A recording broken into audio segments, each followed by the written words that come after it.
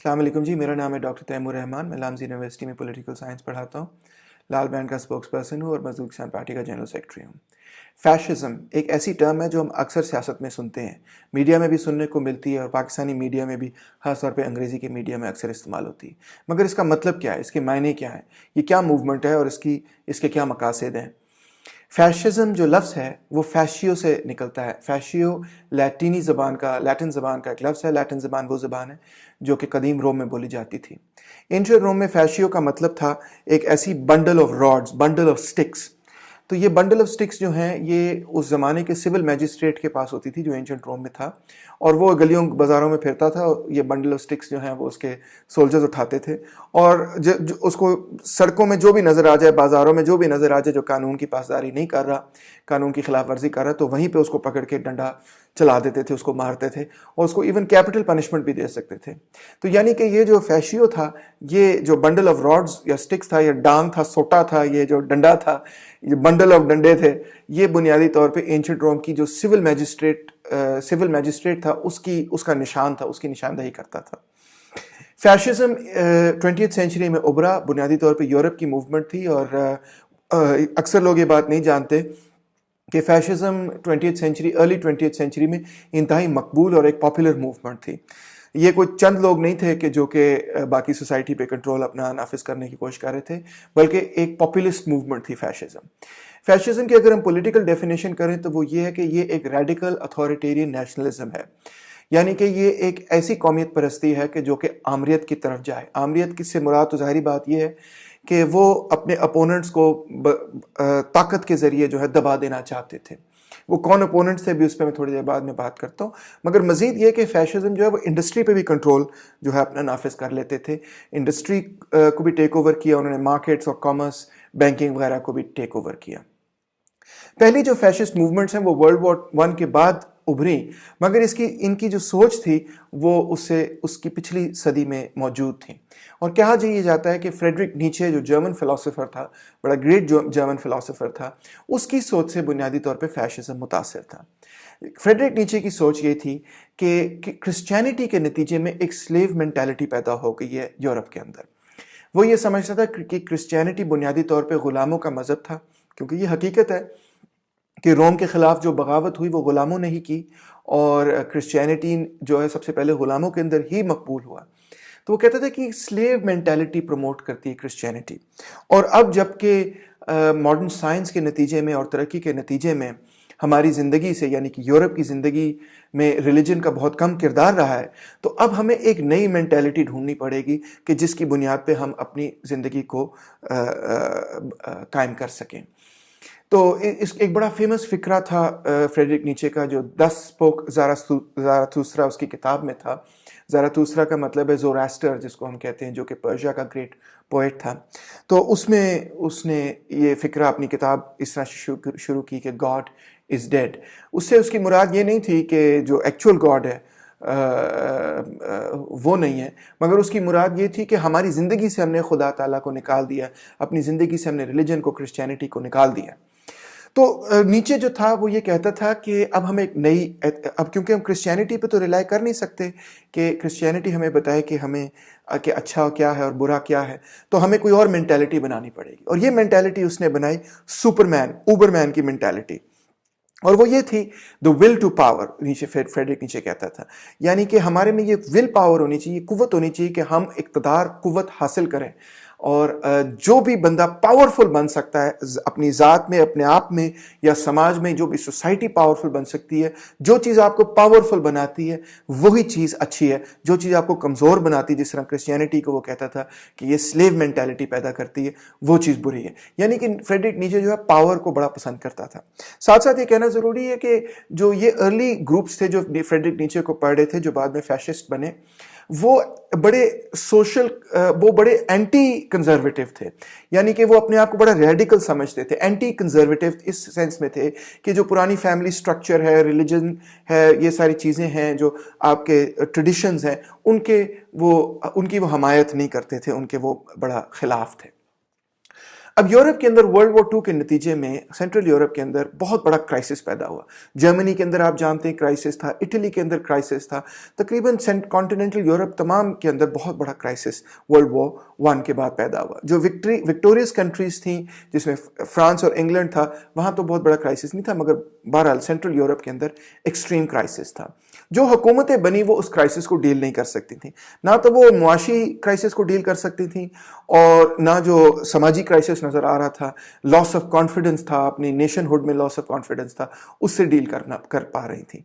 और साथ ही साथ एक बहुत बड़ा चैलेंजर यूरोप के अंदर इमर्ज हो गया और वो थी मजदूर तहरीकें, सोशलिस्ट तहरीकें और मजदूर तहरीकें, और वो बड़ी तेज़ी से उभरती हुई नज़र आ रही थी। 1917 के अंदर रूस के अंदर बोल्शेविक रेवोल्यूशन हो गया और रूस और सोवियत यूनियन ने कई और ऐसे इलाकों को में सोशलिज्म कायम कर दिया कि जो कि रशिया का हिस्सा नहीं भी थे। तो यानी कि वो यूरोप की तरफ एक्सपेंड करते हुए नजर आ रहे थे। फ्रांस में बहुत बड़ी मूवमेंट थी, इटली, जर्मनी के अंदर, यूनाइटेड किंगडम के अंदर, हर जगह मूवमेंट्स जो है वो नजर आ रही थी मजदूरों और किसानों की। इटली के अंदर एक बड़ी यूनिक चीज हुई, एंटोनियो ग्रामशी जो कि मजदूरों का एक लीडर था, इटालियन जो कम्युनिस्ट पार्टी थी उसका लीडर था, उसने एनालिसिस किया कि इटली के अंदर फैशिज्म किस तरह उभरा। सबसे पहले फैशिज्म उभरा इटली के अंदर और इसका जो मेन थिंकर था उसका नाम था बेनिटो मुसोलिनी।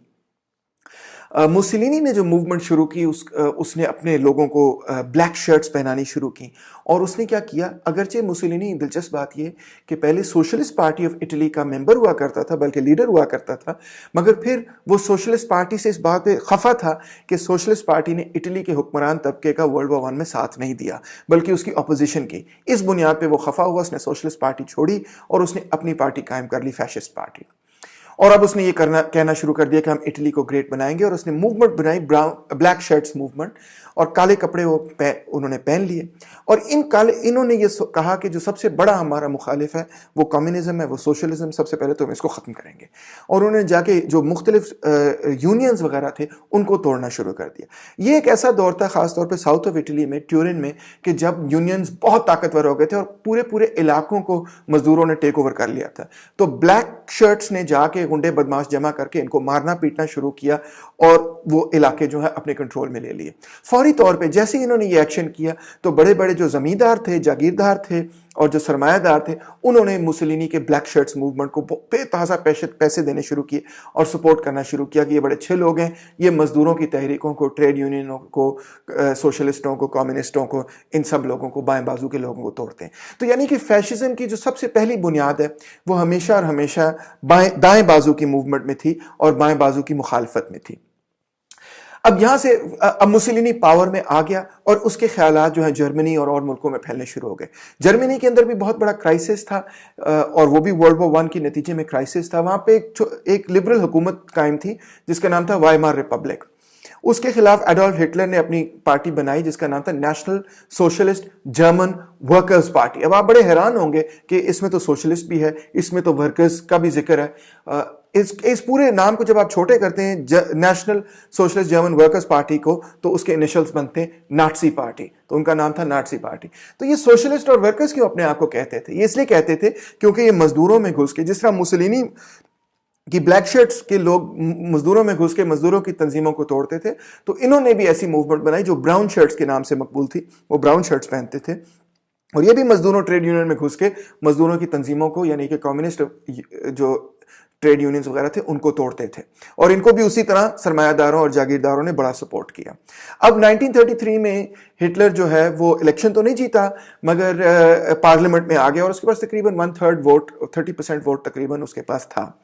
और वाइमार रिपब्लिक में क्या हुआ कि ऐसा ऐसा जब चांसलर ने रिजाइन किया तो उसने हिटलर को पावर्स देनी शुरू कर दी और जो पार्लियामेंट था उस पर एकदम से एक अटैक हुआ और उसमें आग लग गई।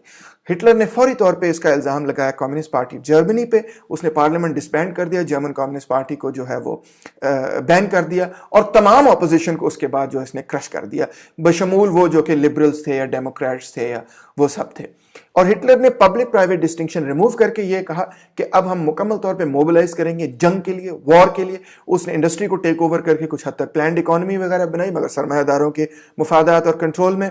اور اس نے یہ کہا کہ اب وقت آ گیا کہ ہم جو ہے وہ ایسٹرن یورپ اور پورے یورپ میں پھیل جائیں اور ہم اپنی حکومت جو ہے وہ قائم کریں. اور یقین جانیں کہ ہٹلر کو شروع میں انتہائی تیز کامیابی ملی، بلکہ آسٹرو ہنگیرین امپائر میں جو رائلٹی تھی انہوں نے تو خود ہی کہہ دیا کہ ہم بھی فیشسٹ ہیں جناب، ہم بھی آپ کے ساتھ ہی ہیں. اور بہت ساری جو رائلٹی کے لوگ تھے، خاص طور پہ پرانی جاگیردار طبقے نے تو فوراً ہی ہٹلر کو جو ہے وہ سپورٹ کرنا شروع کر دیا. تو اس طرح فیشسٹ موومنٹ جو ہے وہ یورپ کے اندر پھیل گئی اور قائم ہو گئی.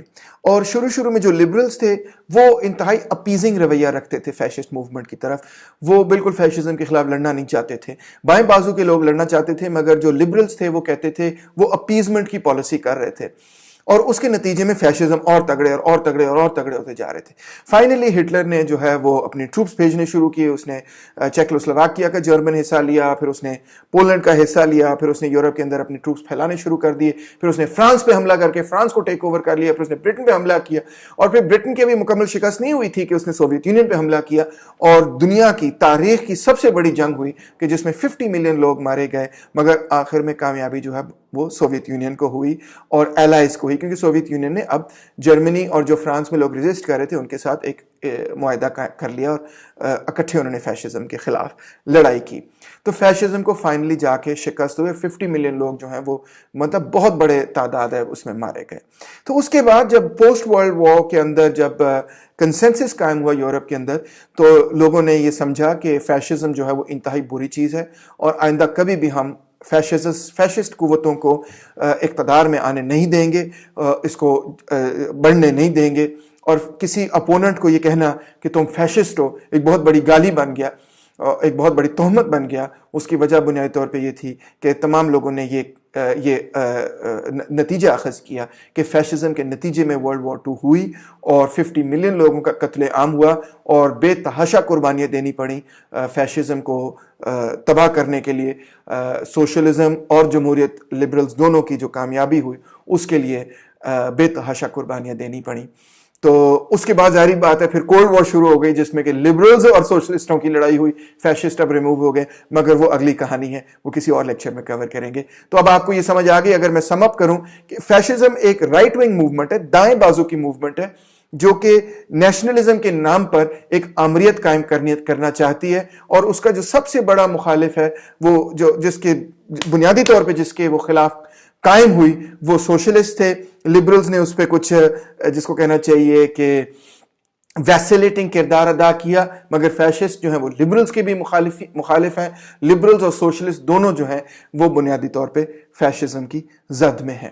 تو اور تیسری اور سب سے اہم بات شاید یہ کہ فیشزم کا طبقاتی کردار ہمیشہ یہ تھا کہ وہ سرمایہ داروں اور جاگیرداروں، یعنی کہ فیوڈل لارڈز کی، زمینداروں، بڑے بڑے زمینداروں کی ایک تحریک تھی، اور اس کا مقصد یہی تھا کہ جمہوریت بھی توڑ دو، اور خاص طور پہ ٹریڈ یونین اور سوشلسٹ موومنٹ توڑ دو، کیونکہ جمہوریت کے ذریعے سوشلسٹ اور جو بائیں بازو کے لوگ ہیں، جو لیفٹ کے لوگ ہیں، وہ اقتدار میں نہ آ جائیں، لہٰذا جمہوریت بھی توڑ دو اور ٹریڈ یونینز اور بائیں بازو کی تحریک توڑ دو، کیونکہ اس سے سرمایہ داری نظام کو اور جاگیرداری یعنی کہ فیوڈل نظام کو خطرہ ہے. تو یہ ہے بنیادی طور پہ فیشزم.